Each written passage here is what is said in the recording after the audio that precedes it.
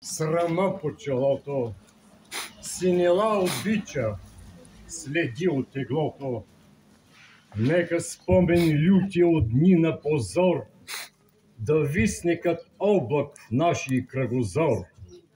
Нека ни отрича историята века, нека е трагично името ни, нека беласица стара и нови батак в миналото наше фърлят своя мрак.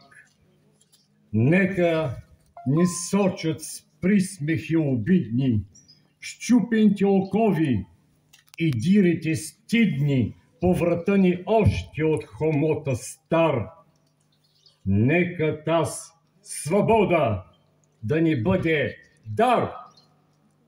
Нека, но ние знаем, че в нашето недавно свети нещо ново, има нещо славно, що гордо разтупва нашите гърди и в нас чувства силни, големи плоди.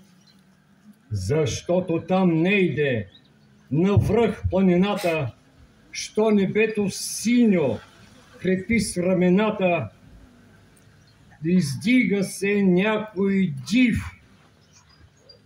чутовен връх, покрит с бели кости и с кървав мъх на безсмъртен подвиг, паметник огромен, защото в Балкана има един спомен, има едно име, що вечно живей и в нашата история като легенда грей.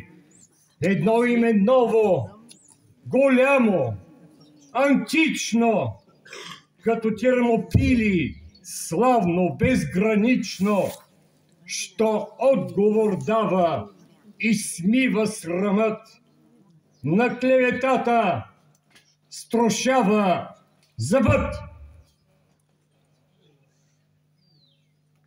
О, Шипка!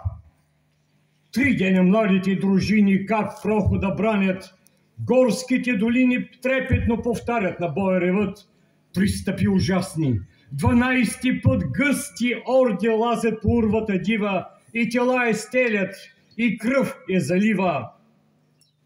Бури подир бури, рояк след рояк, Сюлейман безумни сочи върха пак и вика: търчете, там усърите! И ордите тръгват с викове сърдити. И Аллах грамовно въздухът раздра. Върхът отговори с други вик: ура! И с нов дъжд крушуми, камъни и дърве, дружините наши оплискани в кърви, пушкат и отблъскват без сигнал, без ред. Всякой гледа само да бъде напред и гърди геройски напред да изложи.